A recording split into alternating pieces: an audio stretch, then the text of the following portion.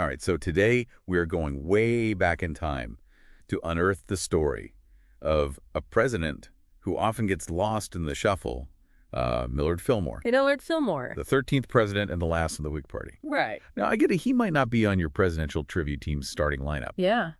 but that's exactly why I am so excited about this deep dive. Mm-hmm. It's often in the shadows where we find the most unexpected and fascinating stories, wouldn't you say? Absolutely. When we look beyond the greatest hits of presidential history, we often find these incredibly nuanced figures who can reveal so much about the forces at play in their eras. Yeah. Millard Fillmore, despite being often overlooked, is a perfect example. Okay. His life is like a microcosm of the American dream, ambition, tragedy, and the political tightrope walk leading up to the Civil War. Okay, so paint a picture for us. Where does this story begin? Okay, so imagine upstate New York, 1800. Okay. Millard Fillmore is born in a log cabin, facing the kind of poverty and limited access to education that would make most people think, well, I guess this is my life.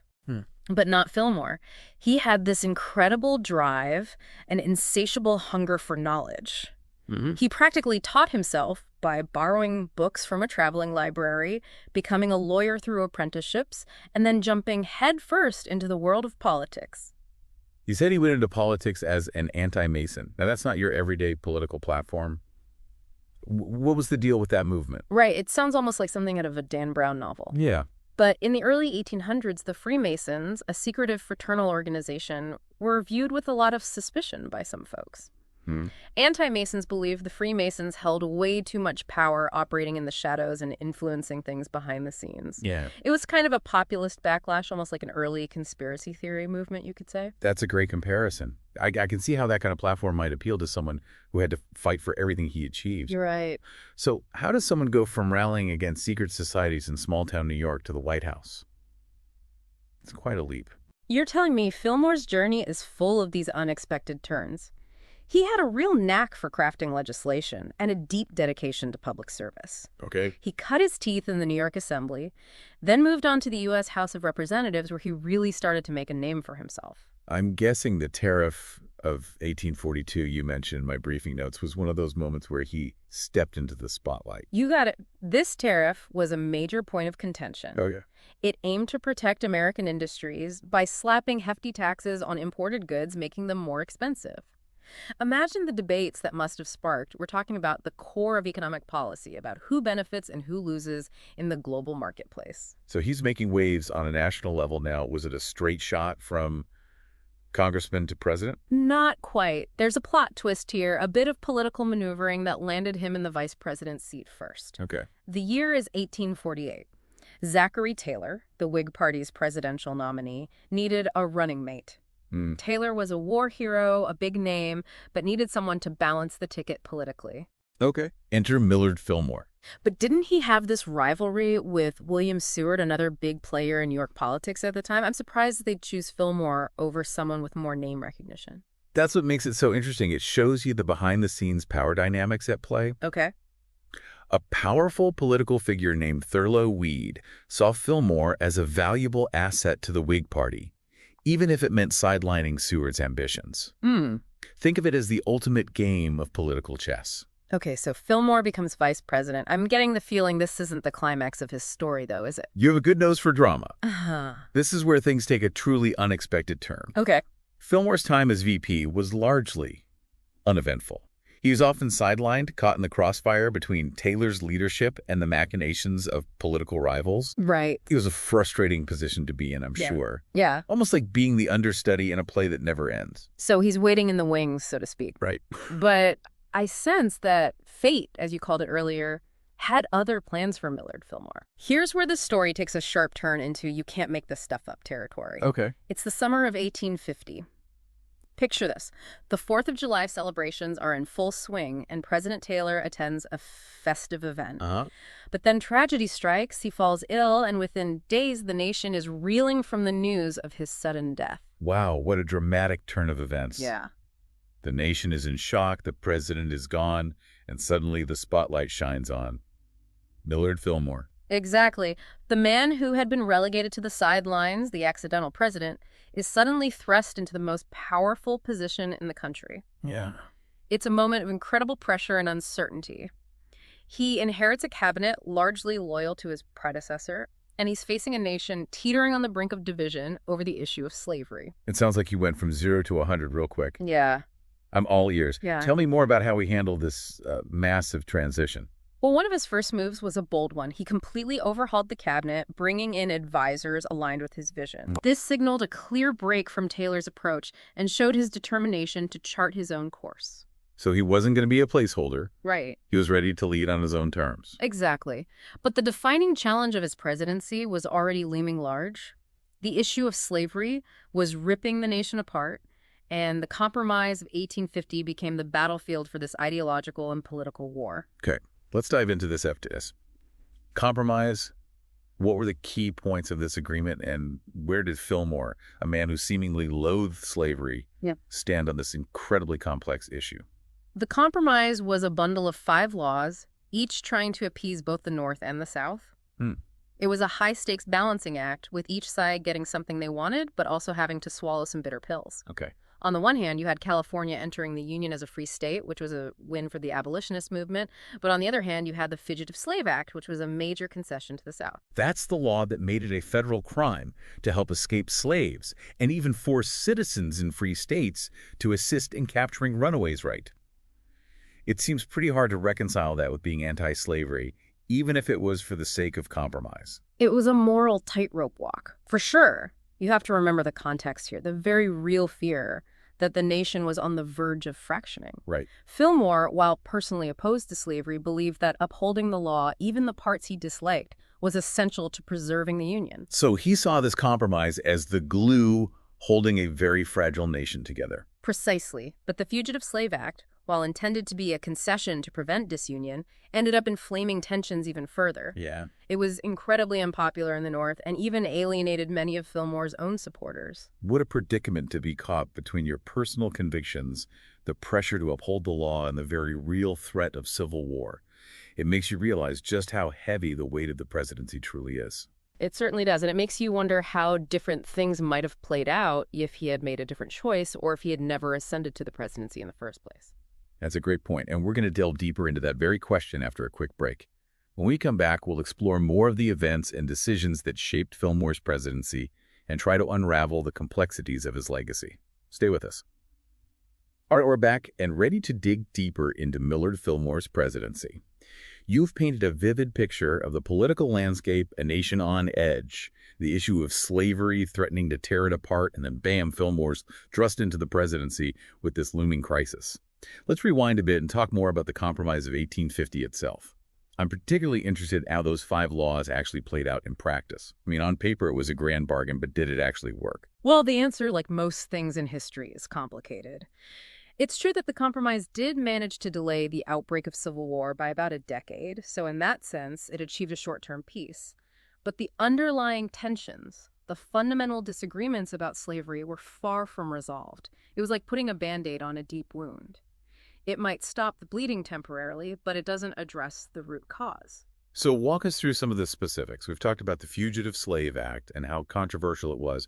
What about those other 4 laws? What were they all about, and what kind of impact did they have? Let's start with California. Admitting it as a free state tipped the balance of power in the Senate towards the free states, which, as you can imagine, didn't sit well with the South.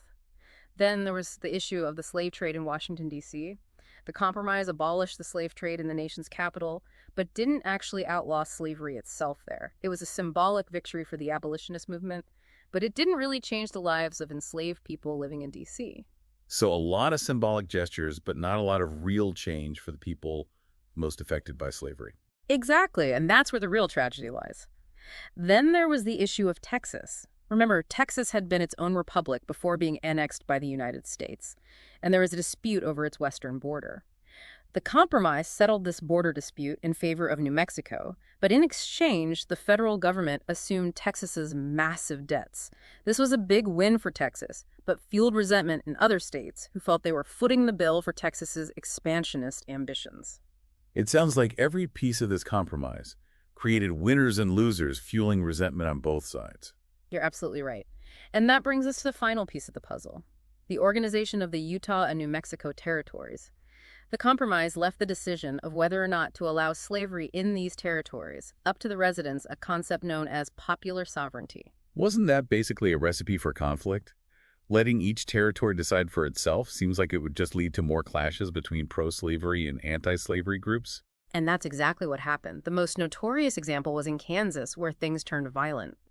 Pro-slavery and anti-slavery settlers flooded into the territory, each trying to influence the vote. It led to widespread violence and bloodshed, earning the territory the grim nickname Bleeding Kansas. So the compromise, in some ways, actually made things worse. It certainly exacerbated tensions and pushed the nation closer to the brink. The violence in Kansas was a clear sign that the issue of slavery wasn't going to be settled peacefully. It's a stark reminder that sometimes even the best intentions can have unintended consequences. And for Fillmore, being the president who signed this compromise into law, it must have been a heavy burden to bear. It was, and his decision to enforce the Fugitive Slave Act in particular continues to be a source of debate among historians. Some see it as a betrayal of his anti-slavery beliefs, while others argue that he was simply trying to uphold the law and keep the nation together. It's fascinating to think about what was going through his mind at the time, the pressure he must have felt to make the right decision, and all of this happening against the backdrop of such personal tragedy. I'm referring, of course, to the loss of his wife and daughter shortly after leaving office. It's hard to imagine the weight of that grief. It must have been unbearable, and yet he found the strength to continue serving his community. In his later years, he focused on philanthropic efforts, particularly in his hometown of Buffalo, New York. He played a key role in establishing the university at Buffalo and other cultural institutions, leaving a lasting legacy in the city that he called home. So beyond the presidency, he made significant contributions to education and cultural development. That's a side of him that I hadn't considered before. It's fascinating how we often remember presidents for their political decisions, but they're also real people with multifaceted lives. Absolutely. And in Fillmore's case, his commitment to public service extended beyond the political arena. He genuinely believed in the power of education to uplift communities and was deeply involved in various charitable organizations throughout his life.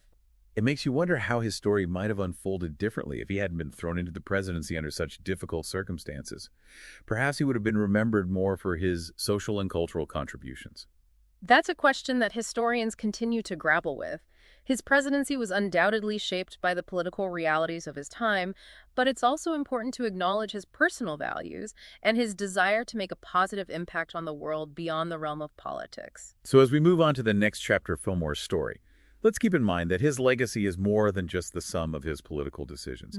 He was a man of contradictions, driven by a sense of duty and a desire to serve, but also flawed and burdened by the impossible choices of his era.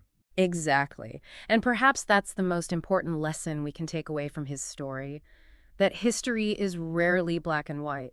It's filled with shades of gray, and understanding those nuances is essential to truly grasping the complexities of the past. Well, with that thought in mind, let's shift our focus to Fillmore's post-presidency years. What happened after he left the White House? Did he fade into obscurity, or did he continue to make his mark on the world? We left off with Fillmore stepping away from the presidency and facing those unimaginable personal losses.